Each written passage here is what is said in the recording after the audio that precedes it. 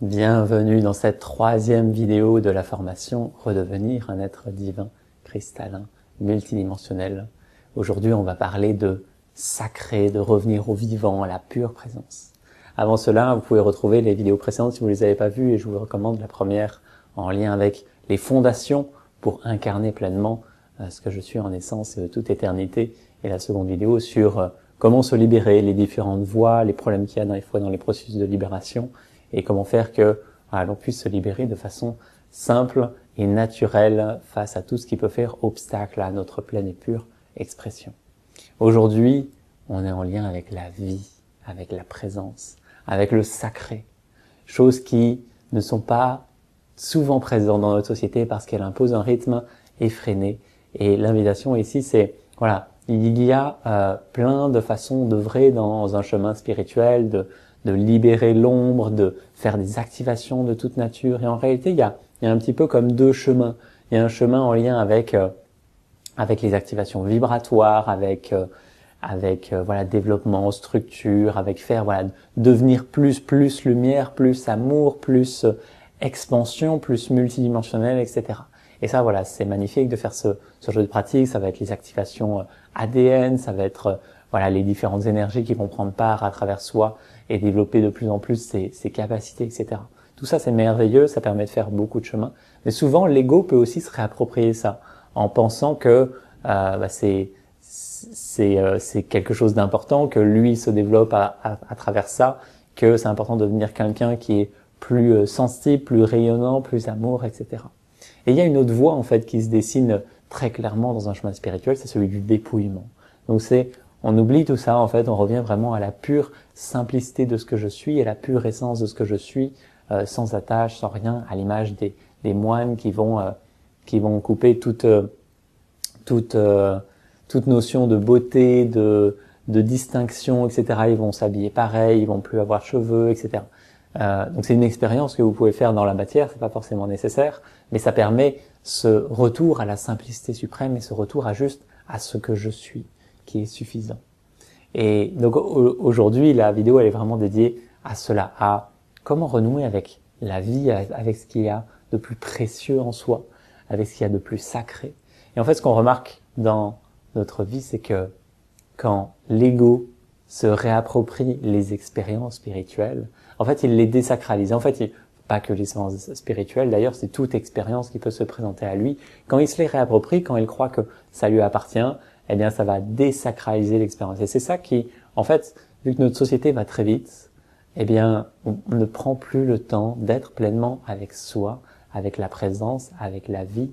Et donc, en fait, c'est l'ego qui tire les rênes. C'est la matrice qui tire les rênes et qui fait que on se laisse emporter dans le moulin et que il y a plus de conscience de l'instant. Et donc l'ego se réapproprie cela. Et donc tout est juste. L'ego, il a un rôle divin aussi, celui de filtrer la lumière et l'amour qui nous traverse et la présence qui nous traverse. Parce que si on était totalement empreint de cette lumière, amour, présence d'un coup, en fait, elle nous consumerait sur place. C'est un feu ardent, quelque chose d'extrêmement puissant et intense. Et donc il faut que les corps et la conscience soient prêts pour incarner pleinement cela. Donc c'est pour ça que le chemin se dévoile à chaque pas et que chaque chose se fait selon le rythme juste.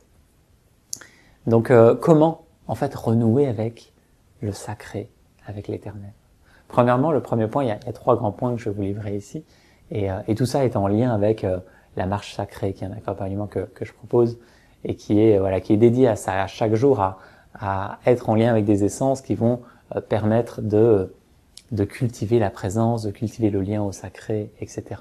Et donc, premier point, je vais vous livrer 3 points ici. Le premier, c'est de ralentir le rythme, de revenir dans le rythme du vivant.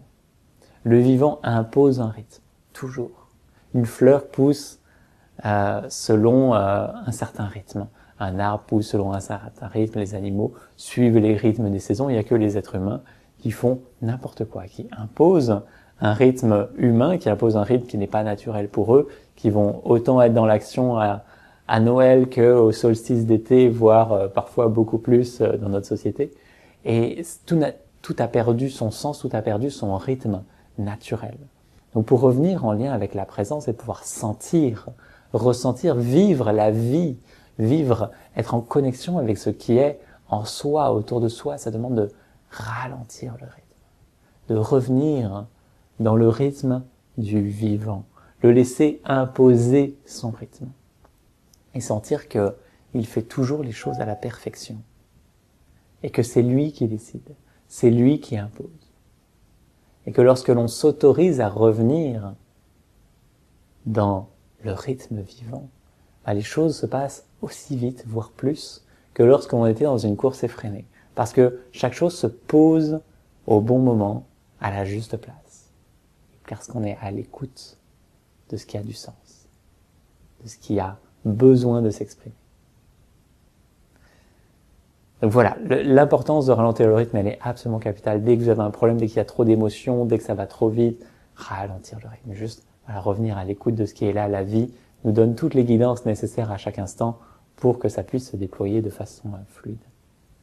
Deuxième point, c'est cesser de diviser pour unifier. Et en fait, une des remarques que je vois le plus dans les enseignements que je partage, c'est quand je parle de l'âme. L'âme qui est, dans mon expérience, tout ce que je suis en essence et de toute éternité, c'est l'âme qui a renoué avec toutes les parts de soi, à l'infini. Donc il n'y a plus aucune distinction, il n'y a plus aucune séparation, je suis tout ce que je suis à l'infini. Il y a des personnes qui viennent me voir et qui me disent « mais t'as rien compris, l'âme c'est pas ça, l'âme elle est acquittée, l'âme c'est que de l'astral en lien avec la matrice, qui a des émotions, des énergies, etc. » Et en fait, il faut juste laisser tout ça pour se relier à l'esprit qui est droit, qui ne se laisse pas pervertir par l'illusion, etc. Et donc voilà. Et donc, grosso modo, ces personnes viennent avec une vision divisée. Il y a le corps, la conscience, l'âme, l'esprit, etc. Et ils en font l'expérience comme ça. Okay, j'ai fait une petite pause, il y avait quelques bruits autour de moi. Donc ces personnes proposent une vision du monde qui est divisée. Il y a par exemple le corps, la conscience, l'âme, l'esprit, c'est bien des choses distinctes, séparées, il faut œuvrer sur chacun, en quitter certains, se réaligner sur d'autres, etc. Et voilà, en fait, je prends cet exemple parce qu'il est particulièrement présent dans ma vie, mais en fait vous pourriez le prendre sur tout. Tout peut être vu de façon disséquée, divisée, et vous pouvez tout analyser de A à Z, chaque chose, etc. Ou vous pouvez voir les choses de façon unifiée. Je suis tout ce que je suis à l'infini. Peu importe les composantes qui est à l'intérieur, à un moment donné, lorsque je suis pleinement tout ce que je suis, ça se suffit à soi-même.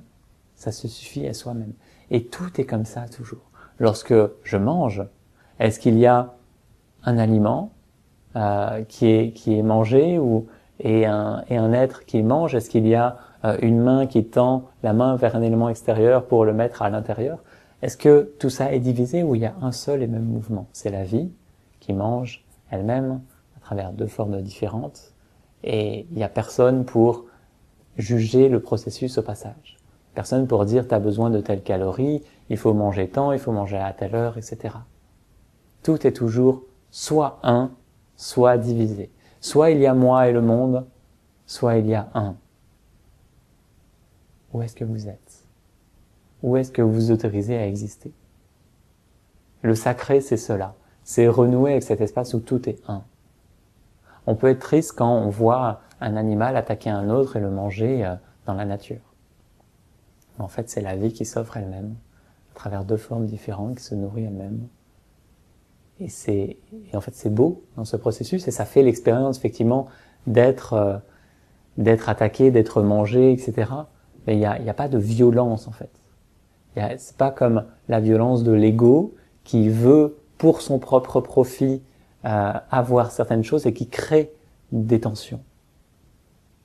Il n'y a que la vie qui œuvre à chaque instant. Alors, l'ego n'est pas à diaboliser, évidemment. C'est juste une expérience, c'est une facette du vivant aussi. Il émane aussi de la vie, il émane aussi de la présence et de l'amour. Il a, encore une fois, son rôle divin.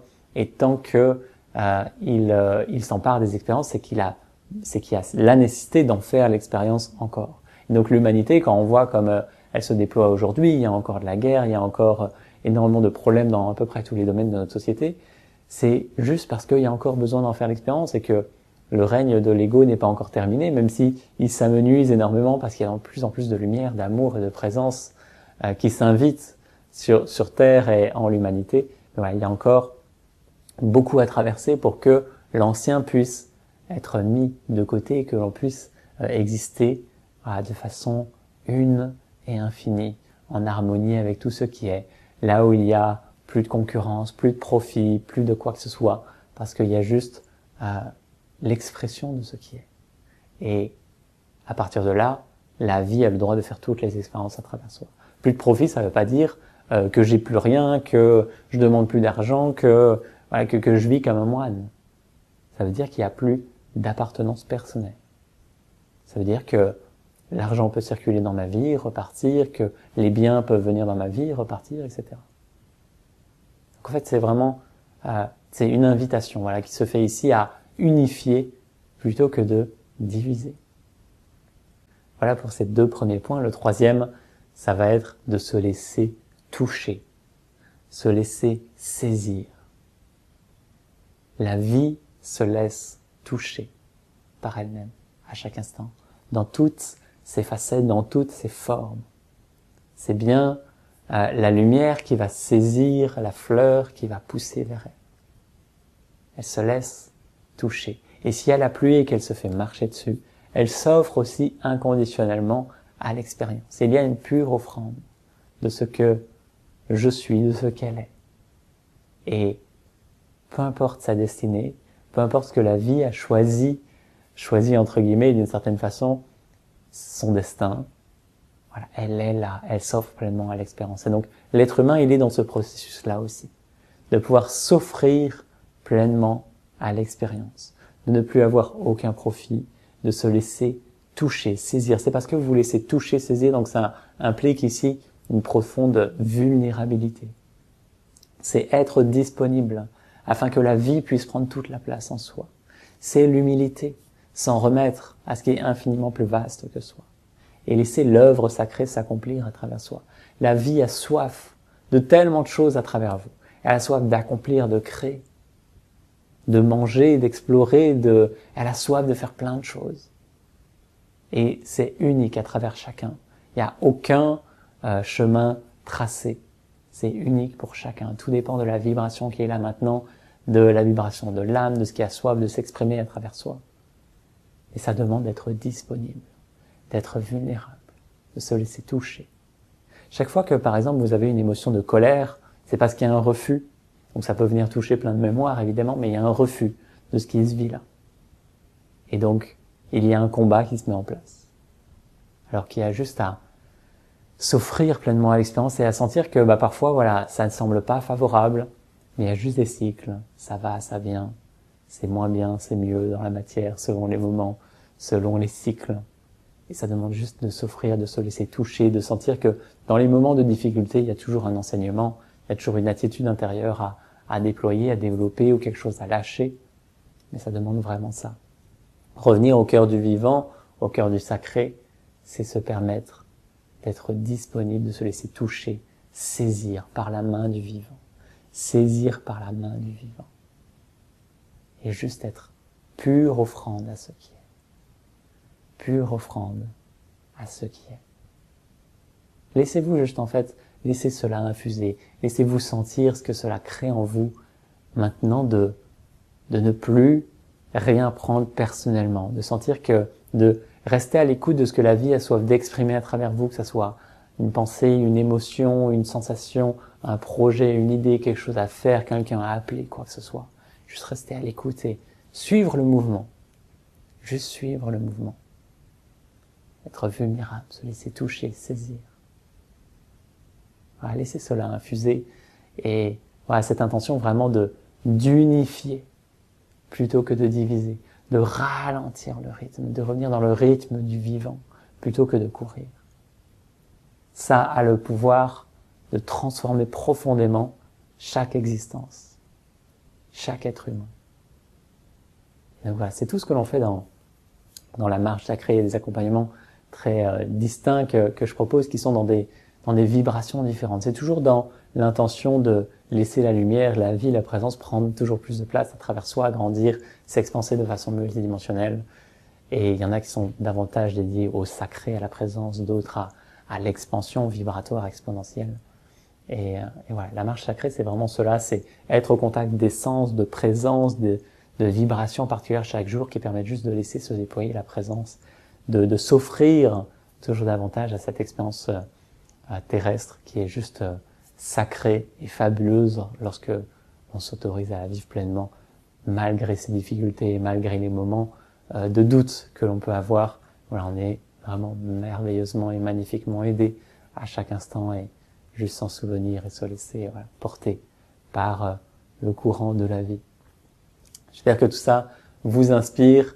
On se retrouve dans la prochaine vidéo pour parler de la vibration, de comment amplifier ma vibration à l'infini de façon multidimensionnelle et pouvoir l'ancrer dans tous les corps, dans la conscience, etc.